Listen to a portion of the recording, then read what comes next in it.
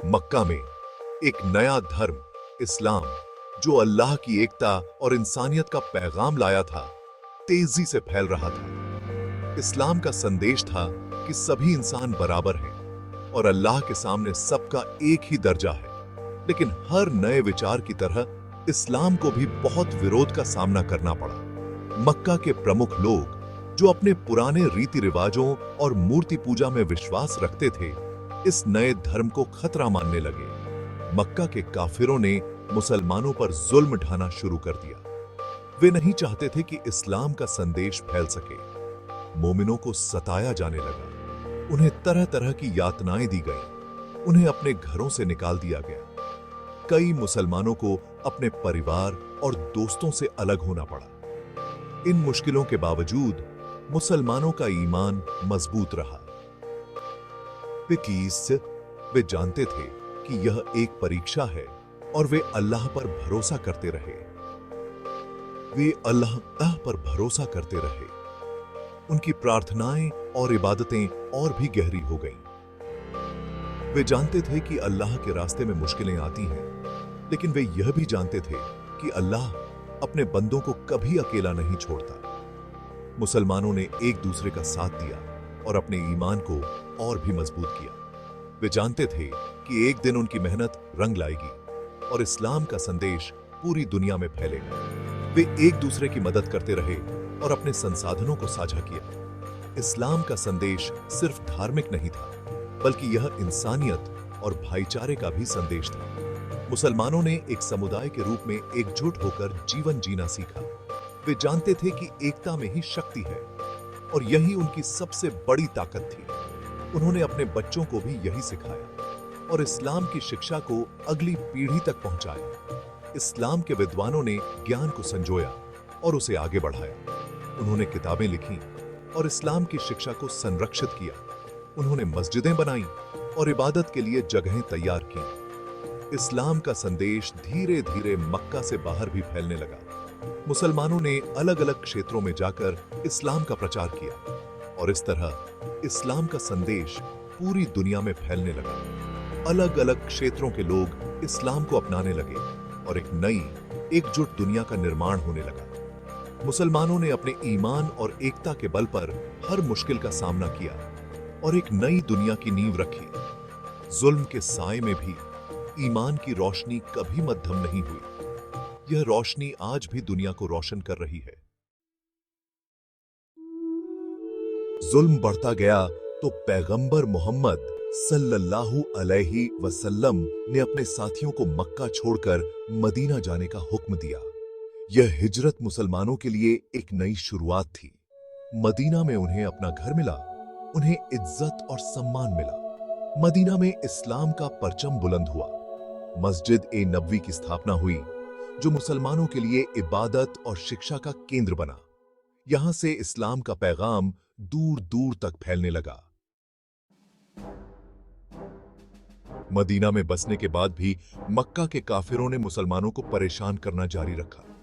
उन्होंने मुसलमानों के काफिलों पर हमले करने शुरू कर दिए। ऐसे में मुसलमानों को अपना डिफेंस करने के लिए मजबूर होना पड़ा। बद्र नामक जगह पर मक्का की एक बड़ी फौज मुसलमानों से लड़ने के लिए आई। मुसलमानों की संख्या कम थी और उनके पास हथियार भी कम थे, लेकिन उनके दिलों में ईमान की आग जल रही थी। मुसलमानों को अपनी कमजोरी का एहसास था, लेकिन उनका हौसला बुलंद था। वे जानते थे कि उनकी संख्या कम है, लेकिन उनका विश्वास अटूट था। उनके दिलों में एक ही बात थी, अल्लाह की रहमत और उसकी मदद। वे जानते थे कि अल्लाह उनके साथ है। उनकी इबादत में एक अलग ही जोश और जुनून था। हर एक मुसलमान अपने दिल की गहराइयों से अल्लाह को पुकार रहा था, उसकी रहमत की उम्मीद कर रहा था। वे रात भर अल्लाह से दुआ करते रहे। उनकी दुआओं में एक अजीब सी ताकत थी, एक अजीब सी उम्मीद थी। वे जानते थे कि उनकी दुआएं खाली नहीं जाएंगी। वे अल्लाह से मदद मांगते रहे।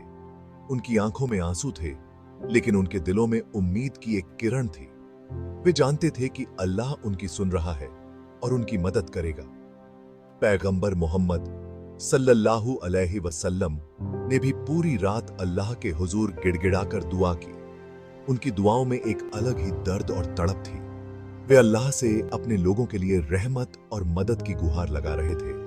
आप सल्लल्लाहु अलैहि वसल्लम ने कहा, ए अल्लाह, अगर आज ये मुट्ठी भर लोग मारे गए तो दुनिया में तेरी इबादत करने वाला कोई नहीं बचेगा। उनकी ये दुआ उनके दिल की गहराइयों से निकली थी और इसमें एक अजीब सी ताकत थी। उनके शब्दों में एक अजीब सी सच्चाई और ईमानदारी थी जो हर सुनने वाले के दिल को छू जाती थी। यह वह समय था जब हर मुसलमान का दिल अल्लाह की रहमत की उम्मीद में धड़क रहा था। सुबह हुई तो दोनों आर्मियां आमने सामने थीं। पैगंबर मोहम्मद सल्लल्लाहु अलैहि वसल्लम ने अपनी फौज को रणनीतिक स्थान पर तैनात किया।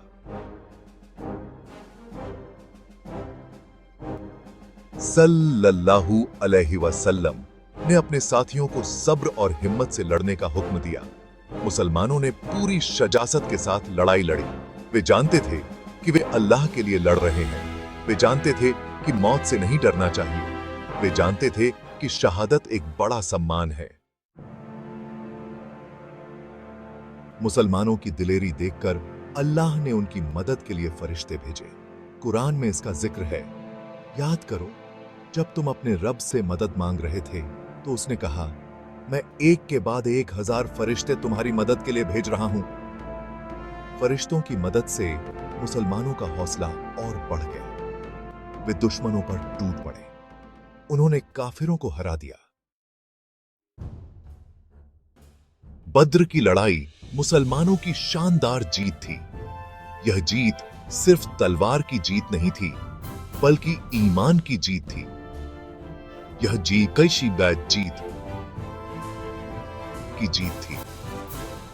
बद्र की जीत ने मुसलमानों का हौसला बढ़ाया। उन्हें एहसास हुआ कि अल्लाह उनके साथ है। उन्हें एहसास हुआ कि अल्लाह हक की मदद करता है। बद्र की लड़ाई में मुसलमानों ने बहुत से काफिरों को बंदी बना लिया, लेकिन पैगंबर मोहम्मद सल्लल्लाहु अलैहि वसल्लम ने बंदियों के साथ बहुत अच्छा व्यवहार किया। कसास सल्लल्लाहु अलैहि वसल्लम ने बंदियों को माफ कर दिया। आप सल्लल्लाहु अलैहि वसल्लम ने उन्हें शिक्षा दी। यह इस्लाम की खूबसूरती है कि वह इंसानियत सिखाता है। इस्लाम जुल्म और ज्यादती के खिलाफ है। इस्लाम रहम और करुणा का धर्म है। बद्र की लड़ाई हमें बहुत सी बातें सिखाती है। यह सिर्फ एक ऐतिहासिक घटना नहीं है, बल्कि एक ऐसा सबक है जो आज भी हमारे जीवन में प्रासंगिक है।